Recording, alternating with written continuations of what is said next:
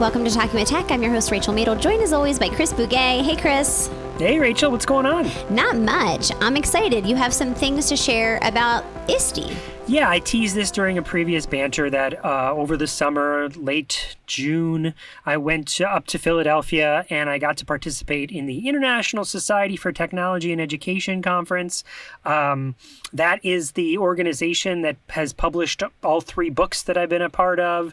I've done an accessibility course that is currently available in ISTE-U. You know, sometimes we give that out as prizes when we do presentations. It's one of the prize packs that you can get. You know, get something from Rachel's store or go get this from the ISTE-U that Chris put together. And so it's a great conference, and I put together sort of a top 5 list to share with you and our audience of my 5 favorite experiences or takeaways from ISTE 2023. I'm so excited, Chris. My only regret is that you were in Philly when I wasn't in Philly. I had so much FOMO when you were in Philly and I wasn't there. Well, somewhere down the line, you'll have to come to an ISTE conference because it's a different experience than going to a conference like an ATIA or Closing the Gap or even an ASHA. I mean, I think it rivals ASHA in size, but it's in scope, it's completely different because it is all about educational technology and how to implement that. So, of course, it sort of encompasses what we do in speech and language, and it kind of touches everything, you know? So I was really excited to be there. I really love going there, and I really love talking to the different educators there. Yeah, I feel like it's definitely on my bucket list. It looks like you always have a lot of fun there, and I'm always like, it feels like something I need to put on my bucket list. I also like the idea of talking to a broader audience, because I feel like sometimes we kind of get very used to speaking to a very specific niche audience with AAC and speech language pathologists, and so being able to kind of broaden that, I'm sure, is really fun and also really important, because we have this opportunity to share kind of more specifics about our specific area of expertise and broaden people's horizons. So I've had a general strategy in my whole career when it comes to conferences, and I continue to use it to this day, is that when I go to a more ed tech conference, I talk about more, I'm going to call it tier 3 sort of stuff. What I mean is kids with disabilities and how the strategies we use to help kids with disabilities actually can be used for everybody. And then when I go to a more disability-focused conference like ATIA or an ASHA, I talk about more ed-techy sort of things that are used for the masses but could be applied to students with disabilities. And that strategy has worked really well for me. Something that I feel like has happened, it's the first thing on my list, let's call it number 5, I'll do a countdown, right, is that's what I noticed at ISTE this year, is that there was not that many sessions that were focused on inclusion and accessibility. However, those things were embedded in the sessions in other ways, which I actually think is much better. It's not here's this segregated thing you're going to go learn about inclusion and accessibility. Instead, it's embedded into sessions just in general. There were more people talking about it. I saw it referenced in more descriptions. I saw it on slides. I saw it on posters and big display boards. It was certainly in session titles. It was embedded in there. It was just certainly a presence this year at ISTE where it seems like more general ed teachers are focused on inclusion and accessibility than ever before. And of course, that's really important to me, and I think the listeners to our podcast, because what we're really working for with helping kids learn language with AAC and people learn to communicate with AAC is to be in a more inclusive experience, right? To help people design more inclusively. I also think just generally having more people more comfortable with technology has really worked in our favor, because I think one of the biggest roadblocks is I'm not a tech person. And so how often do people kind of say that to themselves? And maybe even some of our listeners who feel like not super confident with AAC, we say I'm not a tech person, but it's kind of unavoidable in 2023 to not learn tech. It's everywhere. Yeah, exactly. It's something, when people say that, I often throw in the growth mindset. I'm just not a tech person yet, but you are. Everyone is now. It's just how comfortable you are. And let's embrace it. You can become more comfortable. And certainly going to an ISTE is a great place to get more comfortable because you're surrounded by people that are talking about technology, talking about how it can be used for your own productivity, but then also to help influence the next generation of employees, of humans, So let me tell you about number 4. Let's go. All right, number 4 starts with a D, ends with a D, and has an ampersand in the middle. It was a session all about Dungeons and Dragons. Stop it. Where's your mind exploding and your heart turning into rainbows? I was loving it. Of course, I was loving it. Of course, you knew I was going to go to it. But here's how I even discovered it. Of course, I saw it in the when I was flipping through, okay, what am I going to go to? But here's the actual long story. Many years ago, ISTE was in Chicago, and I went to that conference. I mean, it had to be 5 or 6 years ago. And so I was at this conference and actually stayed with Mo Booty, who's been a guest on the Talking with Tech podcast in the past. And she's in the Chicago area, and I'd stayed with her those years ago, and she came to me to the conference. Anyway, her and I went to an after party, and I ran into this guy who I ended up hanging out with all night. Like it was like one of those things where we started a conversation, and at the establishment that we were at some ed tech company had put together an after party. And we started chatting about gaming and about the relationship to gaming to learning and how it is sort of naturally inclusive because everybody plays games. Anyway, the name of this guy, his name is Matt Winters from Utah. And that was 5-6 years ago. Great time, had a great night, and then left ISTE with hey, Matt, we got to hang out or we got to, collaborate somewhere in the future. But you know how those conversations go. You've been there, Rachel, where you talk to people and then you just don't, it just sort of, that was it. That was the night, right? Well, so I'm walking around ISTE, and I like to go to, if I can, I like to go to the poster sessions. There's often students presenting at poster sessions, and I like to, some of the most innovative stuff is often, and you're not committed to it's weird to walk out of a session. I mean, a lot of people feel comfortable doing that now, but still, you don't have to get up and leave in a session because you just kind of hang out, right? Anyway, there was some poster sessions, and there's this guy sitting there, and he and I looked at each other again. We hadn't seen each other in 6 years. A pandemic had happened in between the last time he and I had seen each other, and we sort of had that moment of recognition. I know you. How do I know you? And then we had, exactly that. Rachel just pointed at me hey, and a big smile, hey, I know you. And so he drifts over. He's like, how do I know you? I'm like, no, how do I know you? And then we put the puzzle pieces together. Oh my gosh, we had that amazing evening talking about gaming and inclusion and how gaming is, just works for everybody and all the different things we were doing about it. And he said, oh, by the way, come tomorrow, I've got a session on Dungeons and Dragons. And I was like, what? I saw that session. That's you? I didn't put it together until he mentioned it.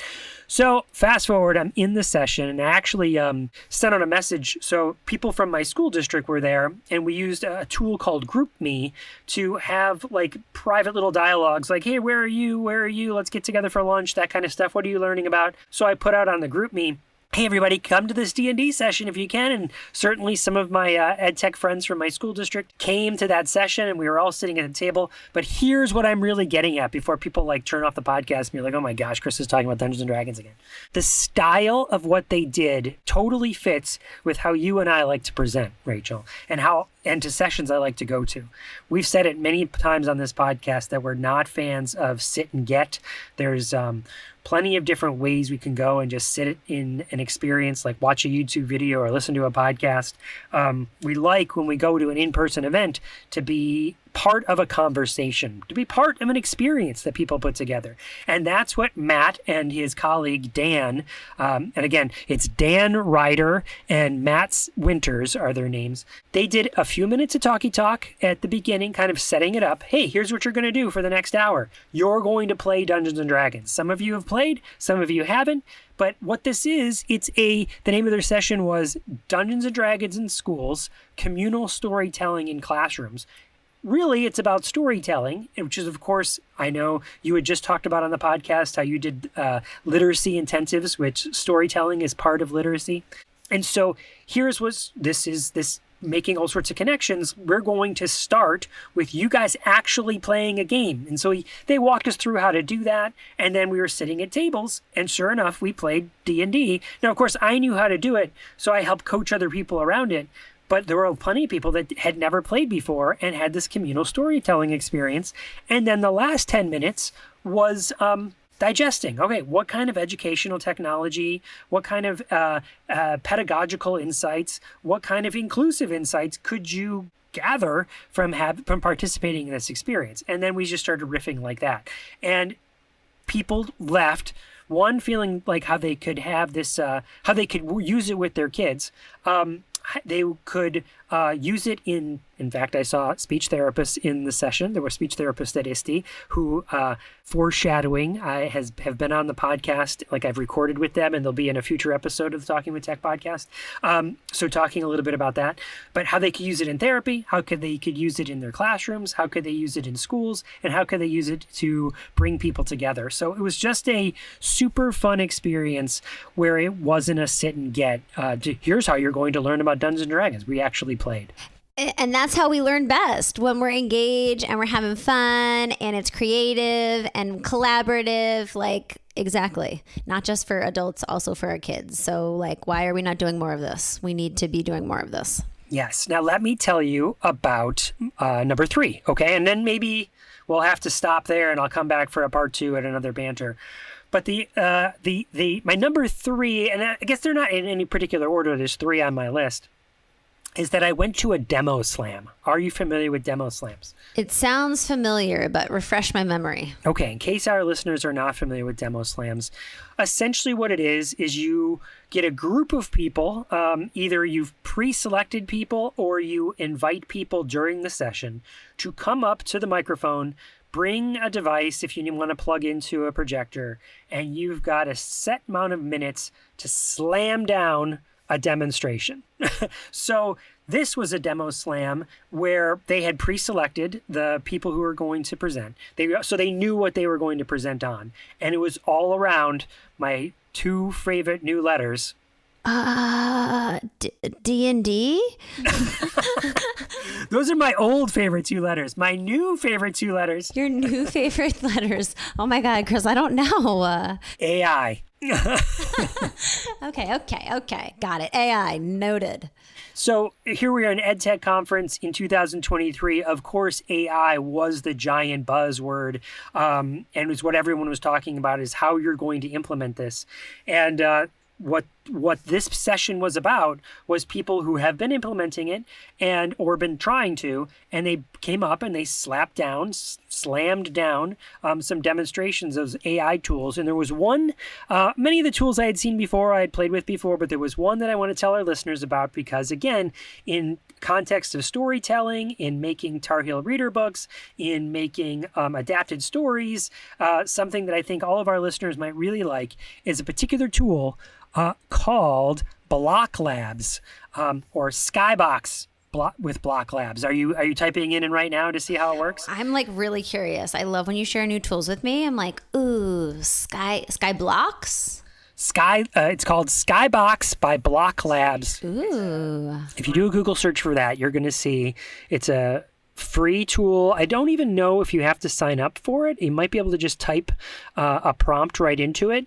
But what it does is you can create an environment with it. So a desert scene, an outer space scene, a castle, fantasy castle scene. And it can even do a 3D rendering of it. And what I mean by that is like where you could put on virtual reality goggles and kind of look around, that sort of space.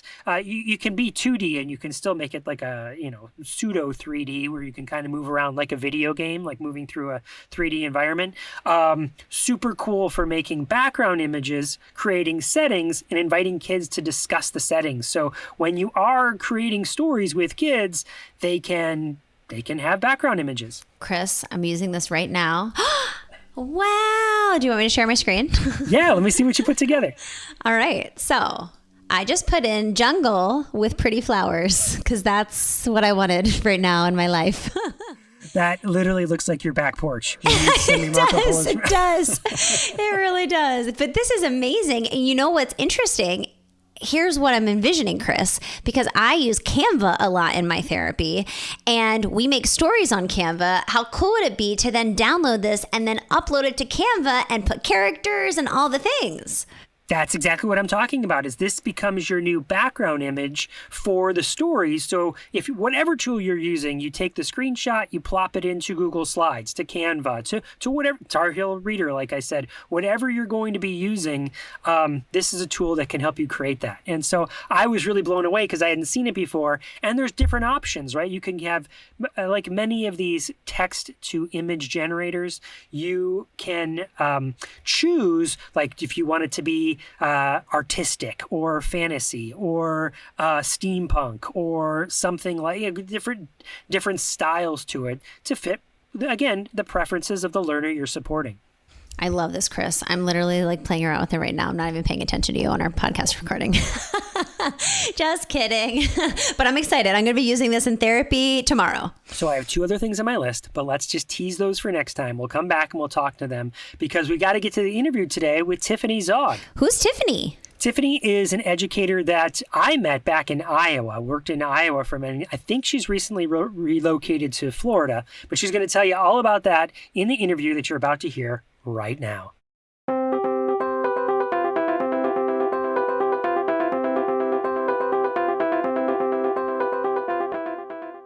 We'd like to thank all of the wonderful Patreon supporters who make this show possible. This podcast is funded by listeners just like you who've signed up at patreon.com/talkingwithtech to show their support. Because of the generosity of our amazing Patreon community, we're able to pay Luke and Michaela, our podcast producer and audio engineer, who keep the show looking and sounding great. Patreon supporters also receive bonus content, such as early access to interviews, behind-the-scenes recordings, additional curated resources and materials, and so much more. Check it out at patreon.com/talkingwithtech. Now let's head back into the episode.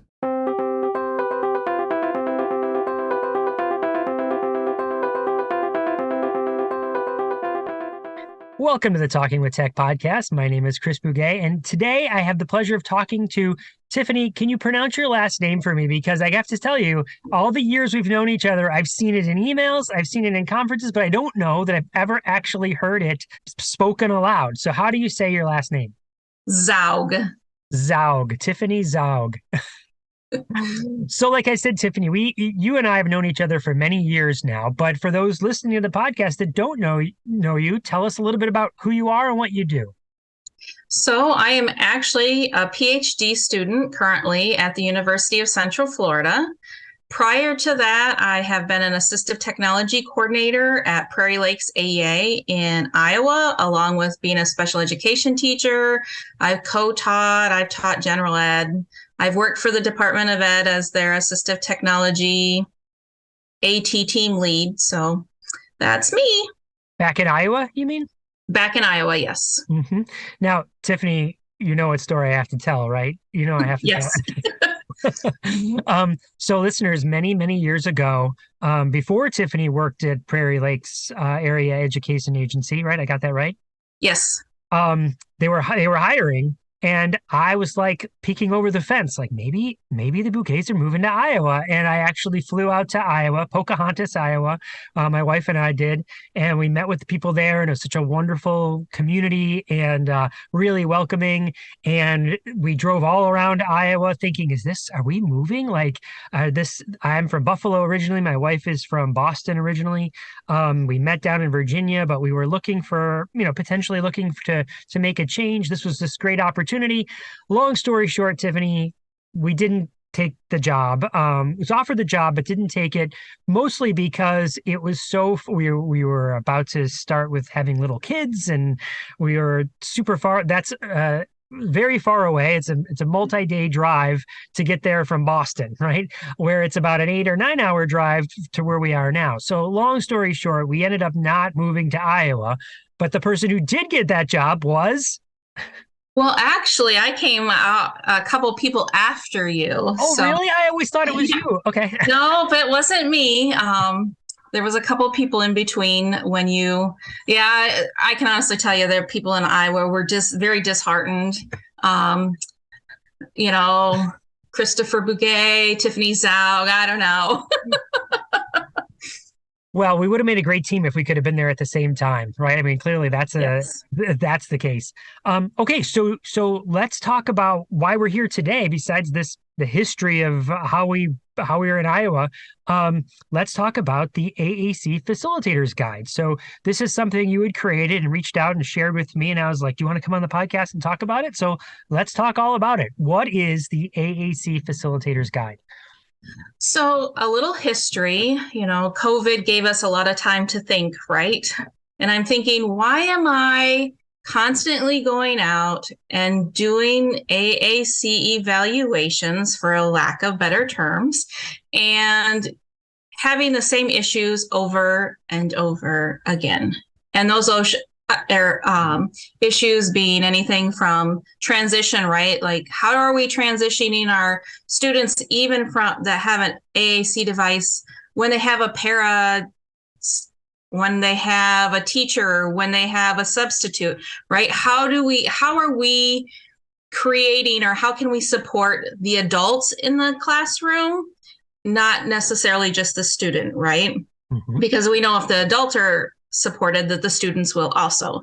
So I thought, well, okay, I sat over COVID and I'm like, now for the last 10 years, what are the big things that popped up over time? So I'm like, okay, I have tools for this. I'm just kind of like, here in this toolbox, I'll send this out for this person, that kind of thing. And I thought, well, you know what? Why don't I put together all of my tools in one toolbox? And I shouldn't say my tools. Obviously, there's tools from lots of different people that are in this toolbox, and send it out and just start to work with, well, I always work with a speech language pathologist, right, when I do an AAC evaluation. And so I went and met with the speech department. We did a training on the Facilitator's Guide, and it's a book form, right? And it was just a support to go with my companion book that is for the adults in the classroom, and really starting with the goal of AAC, because sometimes I think we forget, right? Especially that every student has a right to say something more than just "I want," right? It seems like that was such an issue that's all we focused on, was as long as the student can say what they want, right? Yeah, and stuck there, and that's all we ever do. We never get to ask questions or make protests or. And the fact that then we had behaviors, right? Because they always got what they want. Mm-hmm. So just really focusing on what the purpose of communication was. And then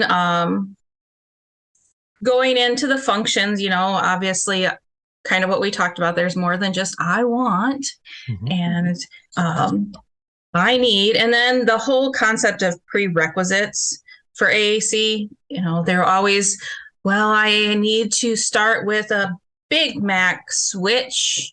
And once they can do that, I'm going to move up to a Go Talk 4. And it's like, okay, guys, we can obviously move forward past that. We know all the research behind that. So let's just say, okay, we're going to move on, and everybody has the right to communicate and have lots of words available. Tiffanie, let me just say there, you said the word obviously, but I think what you're saying is it wasn't obvious to them, and you had to sort of point it out and maybe this facilitator guide helped reinforce that we don't have to live in that old world anymore of those prerequisites. Very much so. And actually, when I first started, I think about even on the Go Talks, I had so many conversations with, it was all academic testing, right?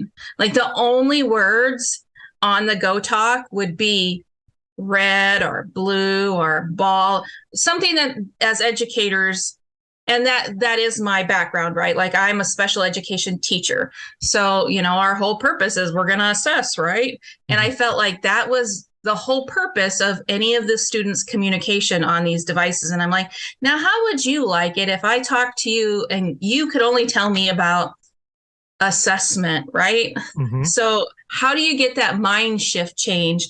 And that's where really taking resources, and it wasn't just Tiffanie saying we need to do that.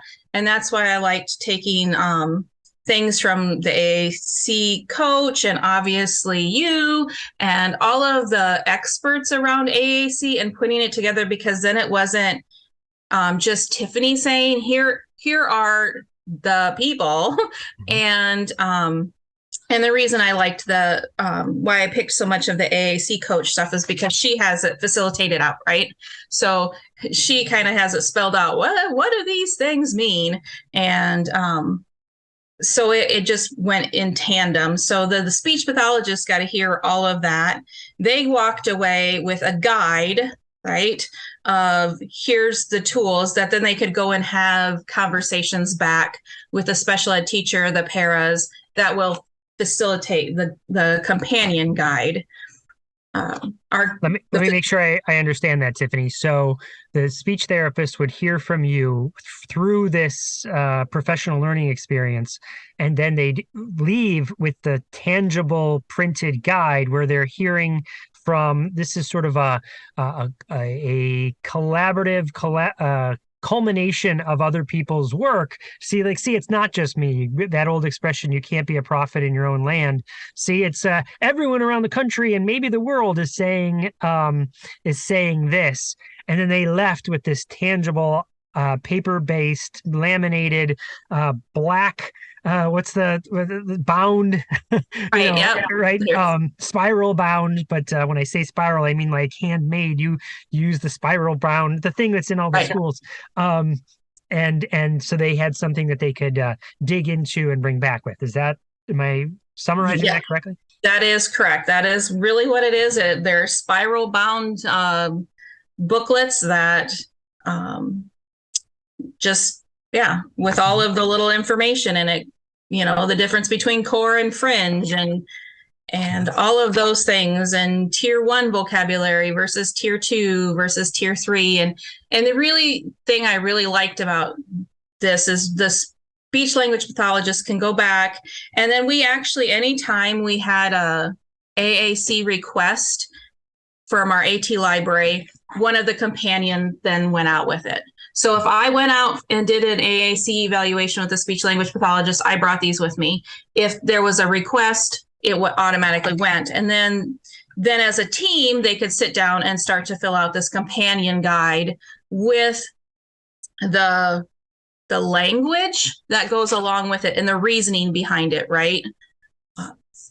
So, why do we focus on, why should everybody have core vocabulary, right? Why should we make sure that kids are getting their fringe words? And how do we get those every once in a while words?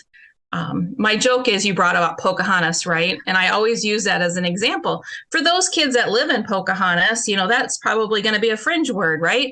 But for the rest of the state of Iowa, it's probably only at Thanksgiving time, right? Like we're talking about Pocahontas at Thanksgiving. So how do you give language and tier that vocabulary for the students? So that is that part of it. And then, of course, the gesture dictionary. I do. Oh, sorry. You have a question? Let me ask you some questions about the guide and how you decided what kind of stuff went in there. But is the gesture dictionary is another part of the guide, right? Right. Yes. So let's talk about these different parts, because there's a lot of information out in the world around AAC. I mean, that's a good thing, right? It still actually baffles me sometimes when I hear some speech therapists or educators talking like, I don't know anything about AAC. It's like, well, where it's like, are you actively trying to avoid it? Like, are we playing dodgeball? Because it's how could it not have come across your path yet that you don't know anything about AAC, but I guess I'm also a little tainted because I live in this world, so it's all the time, right? long story short, what I'm really getting at, Tiffanie, is there's lots of content out there, and you have to decide what goes in a guide that is digestible, not overwhelming. Where do I start? So what did that seem to be like to me when looking through the guide, like, oh, there's some like selections here. Like this goes in, but I decided not to put this in. Can you walk us through your thought process about what made the cut because it was important and what you're like, nah, I'm going to keep that out? So, yes, since there is a ton of information out there, I really went back and looked at the 10 years of AAC prior to this coming out and what were the big concerns, what were the big things that I constantly am providing information about, right? Or some of those myths that constantly need to be rearranged or rethought. And so that's where how I chose them, that those were the ones that I chose. My favorite story about the gesture dictionary, this is why I put it in for, like, I don't care if you're you use sign language or however you communicate, right? I have a true belief that every team needs a gesture dictionary. And my story goes is I had a high school student who we met with mom and we filled out the gesture dictionary, and the teacher was talking about this one gesture that the student does. She uses sign language, but uses her own version of sign language, right? Like she's created her own gestures. And what the teacher thought was one gesture was so far off and so not appropriate for school that, that's where those conversations happen, right? Like mom knew at home that this was something that this high schooler shouldn't be doing at school, but the teacher was like, oh, this is funny. And yeah, not the intent. So really thinking about our gestures and how we all interpret things differently, how we all have different, as I'm moving my hands and talking, right? We all have gestures and how important that even those gestures are. So it was really going through and saying, okay, these are the big nuggets at this point, and knowing that I can always go back and fill in areas, but these are the ones that I would say were my big rocks that I constantly was talking and having conversations about. Long story short, sorry. No, I think that's excellent. So the gesture dictionary is one part. I could also see something aligned with that might be scripted phrases that kids are saying, right? And what does that mean, right? So there could be a phrase dictionary. But let's take a second, Tiffanie, and walk through. I get the guide. I have it in my hands. I flip to page 1, page 2, page 3. What are some things people will see in the guide? So I've kind of started going through that with you as we've been talking. We have the goal of AAC and the communication functions, the prerequisites, your attitude the lack of prerequisites. Like you don't need any like that. Yes, okay. Yes. Sorry. Yep. Your attitude towards AAC is contagious, right? That piece. A lot of times I'll see like we've got to do this. And I've actually walked into a middle school gen ed classroom, and the para saw me and swore out loud in class, in this gen ed class, because she's like, oh, I forgot you were coming today and the student's device isn't charged. And I'm like, okay, so how often is that? Or, the speech language pathologist is coming, or the AT person is coming. Let's take it off the shelf today. Those kind of things. So really getting in that part about your attitude towards it. Mm-hmm. And for lack of a better phrase, I might reference once in a while, it's like putting a duct tape on my mouth, right? Mm-hmm. We can't be doing those things. Right. Well, and it really changes the attitude from, I have to do this to, oh, I get to do this. Right. Like, I get to teach kids language, and this is a way that I can do it. And I think that whole attitude, and I'm so, when you showed it to me, I was so thrilled to see it in there. It can be, and maybe is, the fundamental shift we need in education, where it's just in general, like, oh, I got to go to school today. Oh, I got to go to work. There's this humdrum attitude in general, let alone special ed, like just in general ed. It's like, oh, I got to go to that place today. man, what if we could flip that on its ear and use that as a measurement for how successful school is if people were excited to be there, the employees and the Right. learners that they support. And language is such a great way to do that. AAC is such a great way to do that because we can do it in such a fun, engaging, wacky, weird, be different way, you know? So it's all your attitude around it. Yeah, we get to play games and we get to Right. teach language and we get to, oh no, I knocked something over and there's water everywhere and oh, what a mess. I have to clean it up. It's what a mess. Oh, the water got knocked over again, you know? It can, and I also think, Tiffanie, who do you want to be? Right? Like at the end of the day, do you want to be that person? Like that's like, is it Friday yet? You know, or are you like, yeah, it's Monday, let's go. Like, these kids are gonna learn. You know, you want to keep that energy level up, and it's contagious. Just, I love how you put it, the contagious attitude. And when you talk about one of the biggest things I saw is there will be like, well, I don't know how to get from, get through the pathways, right, of a device. So that is one of the things that's in here, a scripted pathway where, as I'm starting to learn a student's device, I can be writing the scripted pathways that are very common, right? And plus, how much does that help a substitute, right?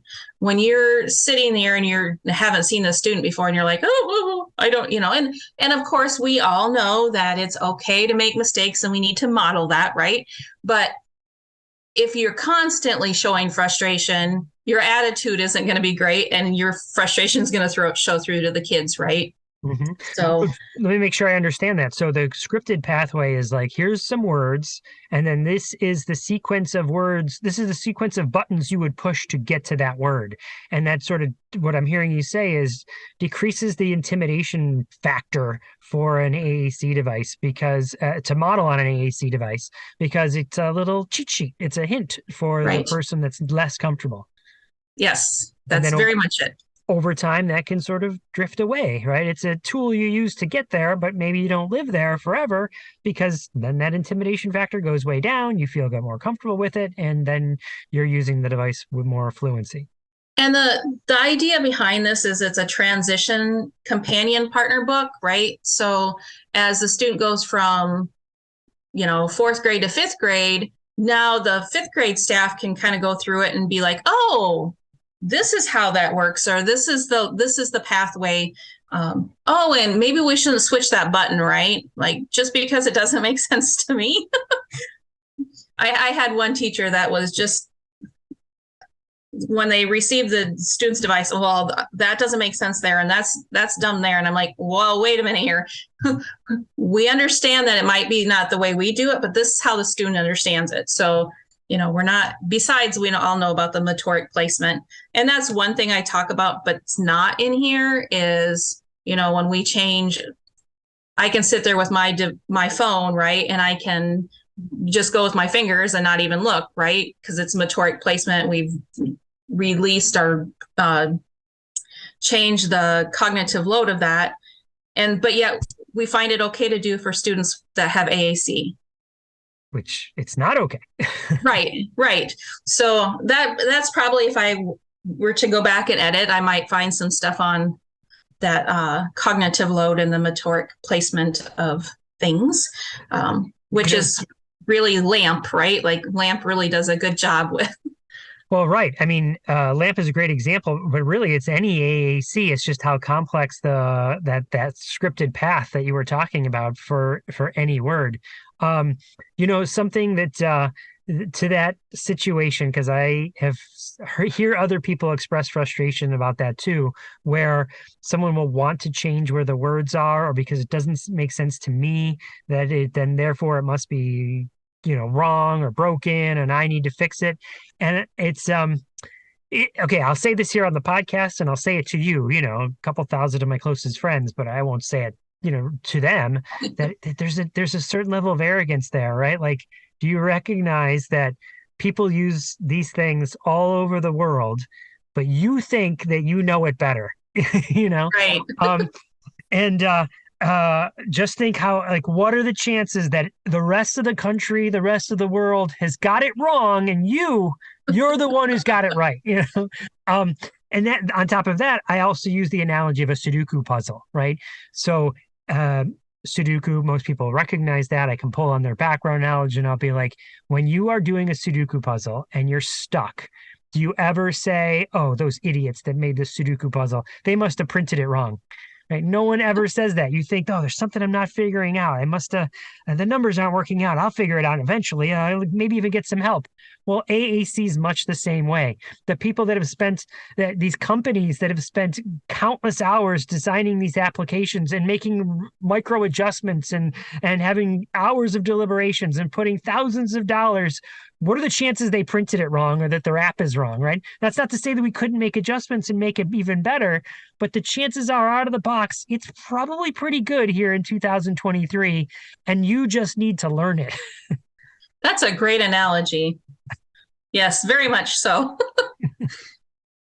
So what else is in the facilitator guide? So we have core versus fringe, and then the tiered vocabulary and talking about tier. Let's talk about that, Tiffanie, because that's a term that I'm familiar with, but I'm not sure that everybody uses that term. And it's clearly here on the podcast, if you've listened to any of the old episodes in the last couple of years, when we talk about tiers, oftentimes I'm referencing it in relation to resources in a classroom. Like a tier 1 resource is something that's available to everyone, and tier 3 is something only individual kids might need or get. So how is that in relation to vocabulary? What do we mean by tier 1, tier 2, and tier 3?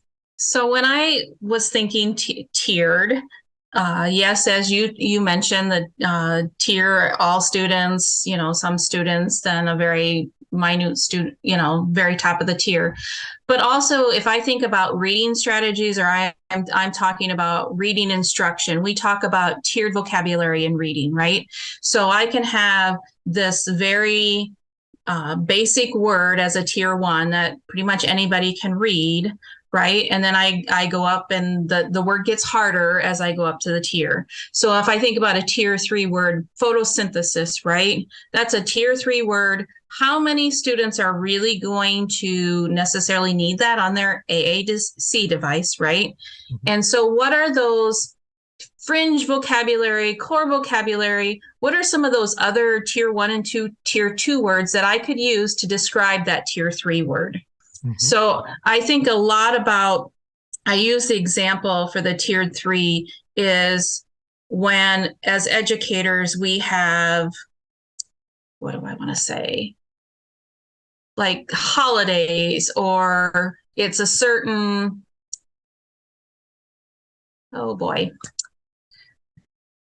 content, just a once in a month situation at school that I'm using these words that I'm never going to use again. Or if I do, it's going to be once in a very small amount of time. Mm-hmm. Kind of like I talked about Pocahontas, right? For some, it's going to be a fringe word, while others, what words can I use? What are some of those lower tiered words? So when I talk about tier, I think about the tier vocabulary we use in reading and thinking about the reading vocabulary. Gotcha. Okay. That makes sense to me. Tiffanie, the other way I sort of picture this is I picture a giant circle, and in the center of that circle, there's a smaller circle. And that smaller, so they're concentric circles, but the smaller circle on the inside would be the tier 1 words, the 350 core vocabulary, which is still a lot of words, but there's, would that be tier 1?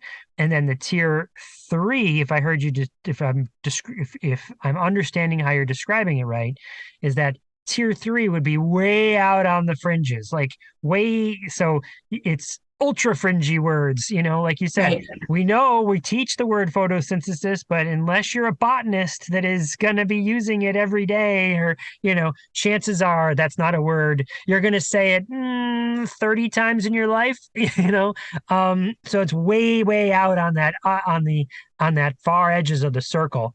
But there's words in the middle between the circles where some might be said more frequently than others, right. So plants also fringy, just not as fringy as photosynthesis, right? Right. a little more closer to the circle in the middle.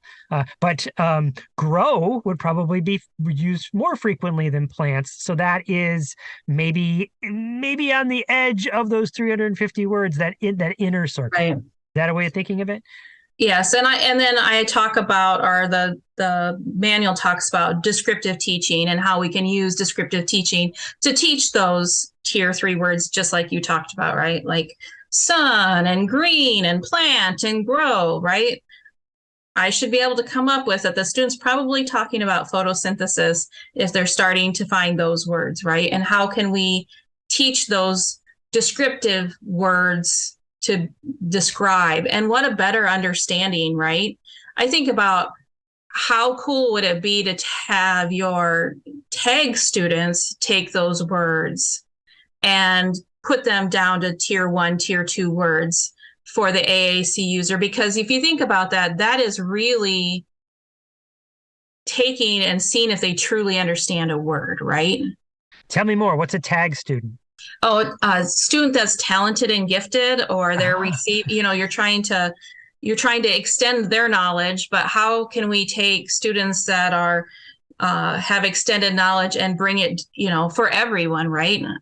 Yes, so describe this in a way that would make sense to anybody, right? Right. Yes. Because then you truly know if they understand it, right? Mm-hmm. I think about it a lot, like sometimes when I'm reading some of these educational journals and I'm like, if they would have just used words that I can understand.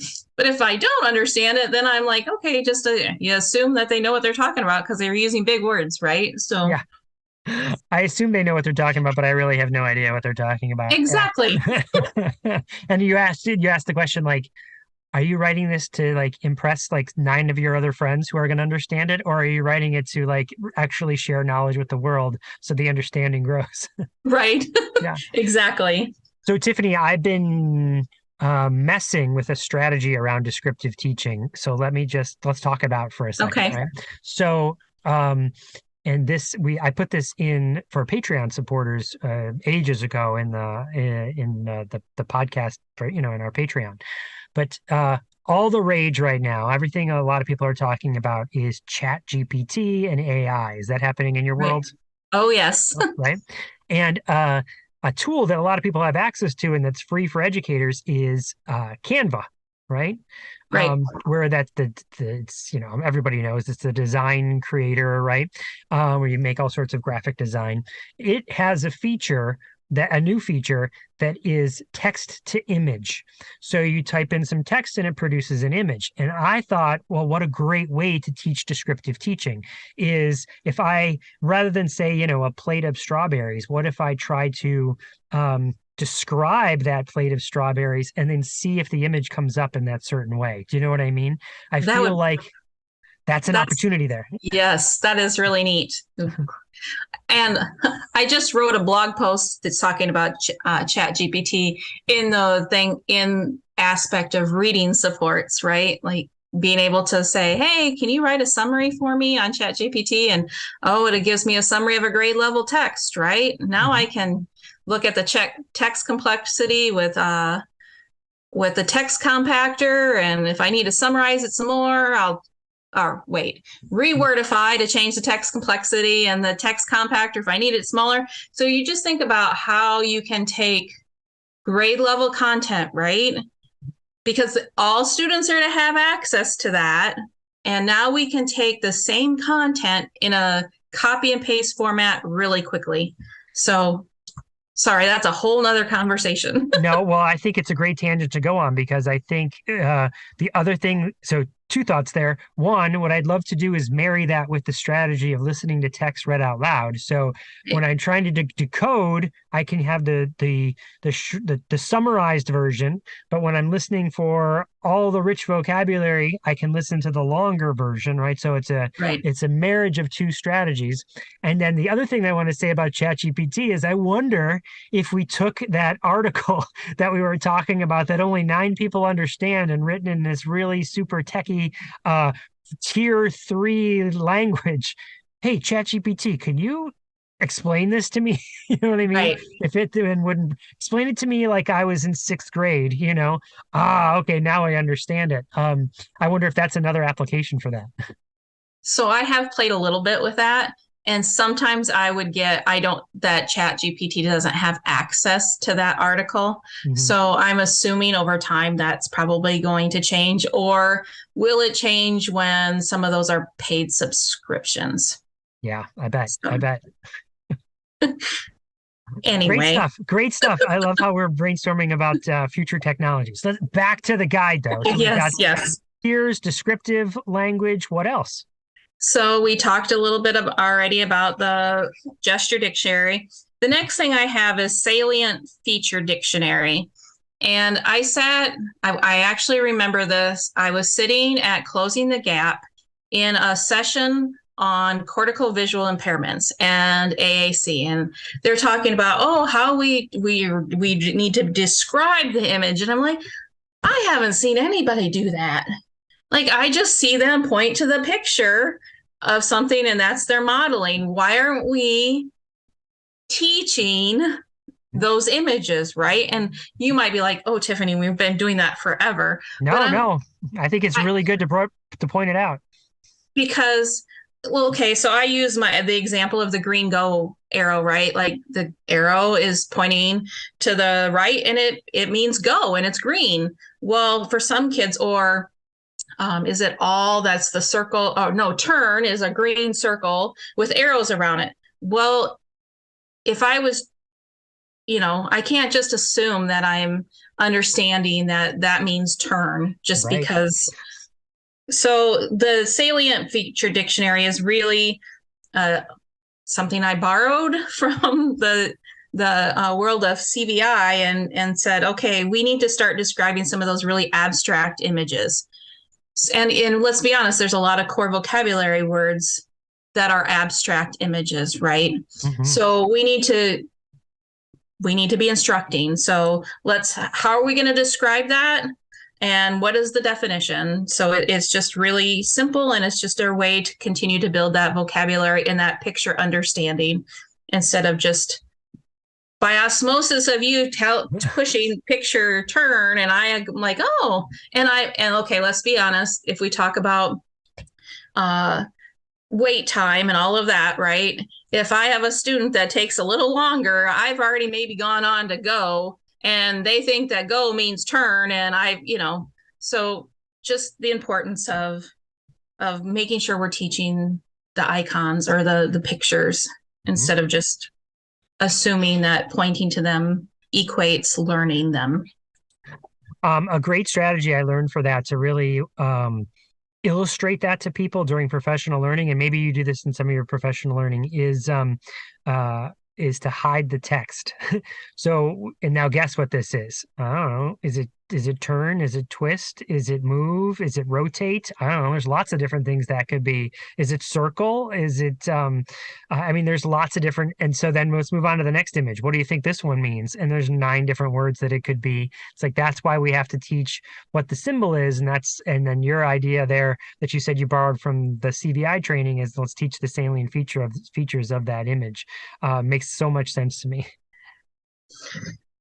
So then we also talked about the scripted pathway. That's the next part where the adult can go in and, like, it starts with what is the targeted out, phrase. Home is, maybe the target where we want to go, and it's I want to go home. Well, how do I get those steps or through to get that whole message across? Mm-hmm. And then I have 2 other pieces that it's the smart partner strategies, and it's the smart partner strategies that were put out in Iowa by Grantwood AEA and the Iowa Department of Ed. So it's not the smart partner strategies that people think they are, but they're pretty close. Stop interruptions, right? We needed modeling, avoid excessive question answering, being responsive, and then the wait time, right? Mm-hmm. So just the importance of making sure we're thinking about those things when we are doing AAC, any type of language building, right? Tiffanie, let me just say, I think having some sort of acronym like that really helps people get on the same page across a classroom but then across a school, but then across a district or even a larger geographical area, because now you're talking the same language, you're using the same jargon, you can be, you can reference that in your trainings. And I think that can really have a major impact on creating and sustaining a culture of building language with AAC. I would agree. And these have the little visuals, so they're like little posters you can put up and things like that. So agreed that it just helps people think about those things. And my favorite is obviously stop interruptions. And I'd be the first one to be like, oh, Tiffanie, zip it. Because I like to get out what's on my mind, or I think I'm going to forget, right? So what was the A again? Because I think that might be my favorite. Avoid excessive question asking. Mm-hmm. What was A again?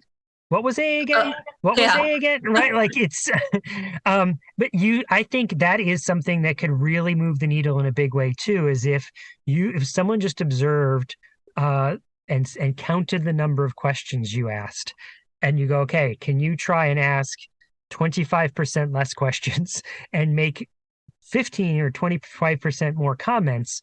Wow, would that be a huge shift in how we model and how we interact with kids in general? But it seems to be especially true when we're when we're working with AAC, and especially true with special ed in general. Special educators seem to do this at much greater frequency than or not special educators, but really when we're engaging with somebody with a disability. Adults tend to ask a lot more questions than just make these comments. So I feel like that is a needle that can be moved, something that we could quantify, something that could be someone's evaluation goal. Okay, here's my goal, Tiffanie, as my supervisor. I want you to count, and I want to get better at how I do more commenting and less asking.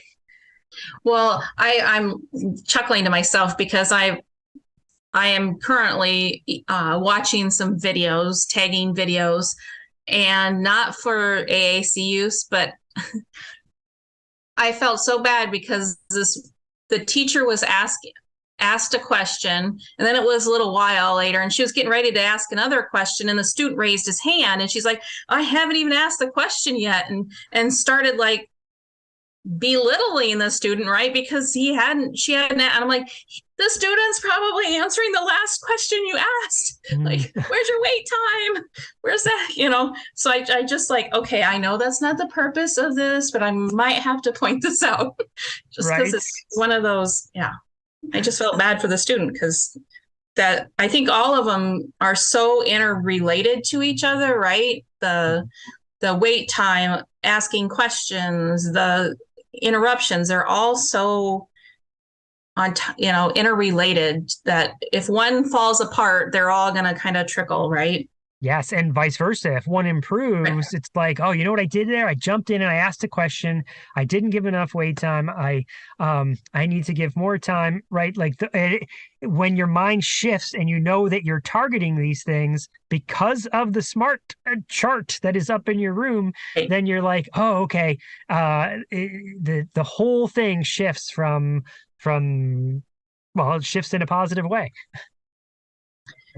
Very much so. And then the last part of my document is the importance of having a light backup, right?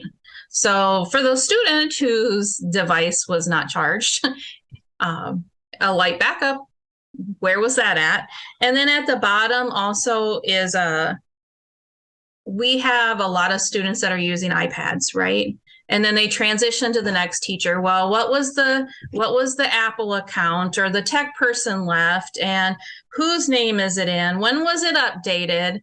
What's the password? What's the guided access password? So all of those are under the light, so you can actually write in all of those things. So as that transitions, that person has that information, because as much as they think that I could answer those questions, I'm not in every single district to be able to say, well, this was the Apple account that was set up. And, so it's just, what are some of those easy, simple things that we can remember and put in a tangible document that can be transitioned from student to student to be able to make the transition easier is really the purpose of my document here. So Tiffanie, let me make sure I understand that. So I was sort of picturing it when you first sent it, and I was looking it over, that it starts out and everybody has the same. But then what I'm hearing you say as you describe it is that, yeah, that's true. They kind of get the same thing, but then it becomes their own because they're adding to it, they're writing on it, they're giving. So there's one facilitator guide per AAC user. Is that? Yes. So the facilitator guide is really what I did for the speech language pathologists so they could have conversations in districts. And then there's a communication partners book that has, and it's tabbed. So it has, like all the big, sorry, I can't really see it, but it's tabbed with all of the different areas in here. And then it gives you the opportunity to fill in all of the information as you go. So for lack of a better word, it's kind of like their AAC Bible as it transitions from adult to adult. Gotcha. Okay, that makes sense to me. So the facilitator guide is the guide, but then the workbook, the communication partner workbook, that's what's really individualized per kid, and that's where they get to, you said it's a workbook, so they're adding stuff to it and they're writing in it and they're making something that would then transfer from one to another. Let me ask you, when it transfers from, do you find that's pretty successful? Like, we've kind of into a culture now where people know that this follows the kid, or is that still a point of frustration? It's so new. So we just, that's the hardest part. I just rolled this out last year before I left. So keeping the momentum going. I ran this by my AT team at the time, and obviously my speech language pathologist gave me some feedback, but of course they're no longer on the team either after I left. So just making sure, when I get back to Iowa and I swing by the office, I, might make comments about, hey, how's this going? And the teachers that have used this last year were very excited and very, even just for substitutes and all of the, when they had a new person come in, because we also know that paras have a tendency to transition or have a high turnover, not only special ed, but our paras seem to be a higher turnover. So how can we do this without having to constantly recreate the wheel? And that's really the overall piece of it, is I didn't want to have to constantly go back and have the same conversations every year, right? Tiffanie, is this something that is available to be shared, or are we talking about, like, here's the idea and now go create your own with the similar, what's the? So at Prairie Lakes, they are available at the print shop. However, if I were to share this out, I would want to make sure that, like, the AAC coach comes directly from her site, not just, the downloaded version that I, when I got it free, that downloaded. So just making sure that the people that material are cited in here are getting credit where credit is due, because, it really was a culmination of. Right. Got it. So, for now, in the wider world, it's take sort of the same appendix that we just ran through, use that to create your own, and run with it. Make this happen in your own neck of the woods. And again, I'm not afraid to share, right? Like, here, if you want this, but I will, instead of giving you the access to the Google Drive that I have for the AAC coach, I would give you, go here, get this type of. You point them to Kate McLaughlin's site and be like, this is where this came from. Go talk to Kate if you want permission to use it, that sort of thing. Right. Yes. And that totally makes sense. That's how you get copyright, is you go and you talk to the people who hold the copyright. So yeah, great. Great stuff. All right, Tiffanie, I always like to end the interview or conversations with what are you sort of questing after now? What's kind of on your mind? I heard you say ChatGPT and AI, but what else is sort of, or maybe that is it. What are you questing after? Well, lots of different things. My advisor for my doctor would like me to narrow down a little bit more, but I really want to see special educators, especially teachers, taking more ownership in AAC and AT altogether. I think sometimes, I know we keep saying that we want to, get away from the expert model and all of those things. However, we still struggle getting teachers right to the table. Well, not necessarily to the table, but to the trainings, to that information, even in the pre-service world. So my role through here, I'm actually teaching assistive technology to pre-service teachers. So I'm excited about that. I'm working on a possible grant proposal for using AI and algebra and assistive tech. That's kind of, you can probably imagine thinking about ChatGPT and some of those possibilities. But I want there to be discourse, right? I don't want it to be like photo math. I take a picture of the assignment and it just gives me the, like steps of the answers. I want there to be that discourse, that feedback. So working on that, and just like the ChatGPT and ways to get that out there, and, understanding it's not cheating. Let's look at this. Let's see how we can take the current technologies and embrace them and guide that conversation versus be fearful and shut them down. The Inclusive Classroom Conference, I did a presentation on innovative tech, and we talked about ChatGPT, and one of them's like, well, it's we don't have it in our school because of the 18 years and older to use it. And it's like, okay, so you mean to tell me, let's talk about Grammarly. Yeah. Like, we know that there's code, breaking of those codes, right? And that kids are going to use it. So let's find it and embrace it and know the best way to use it. So that's kind of where. Let's teach it because they're growing up with it, right? And so if we don't teach it, they won't know how to use it appropriately, and we'll run into all sorts of problems. But if we spend some minutes actually helping them learn how to use it, then they'll have some strategies around it, right? And maybe when the next new awesome tech comes out, they won't have a fear of it. They'll have a way to go, yeah, I know how to learn anything, so I'll learn this too. Right. So have you checked out the GPT-4? Have you seen the new? Well, let's see. At the date of this recording, it's like 3 days old, right? Like it just came out, and so yes, I did. I went over, but I didn't. I haven't plopped down my $20 a month to join ChatGPT Plus yet. Do you know what I mean? So I have not tried it yet. I've only watched the video.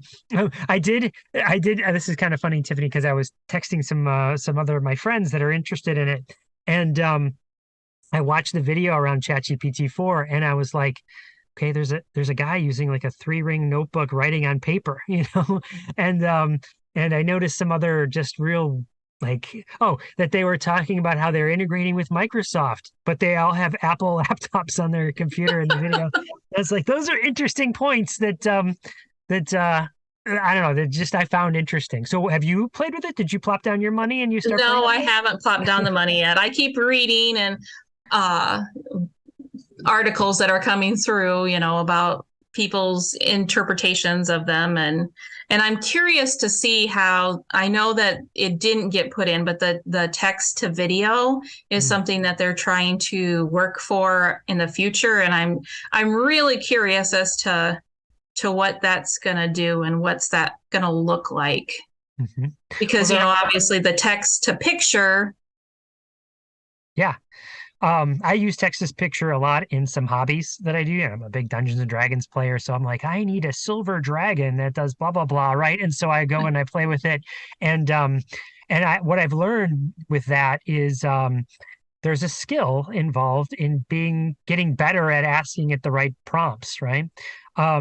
And so I would imagine the same thing's going to happen when it goes text to video. And I know that there are some tools that already do that. Like there's something called synesthesia. Have you seen that? I have.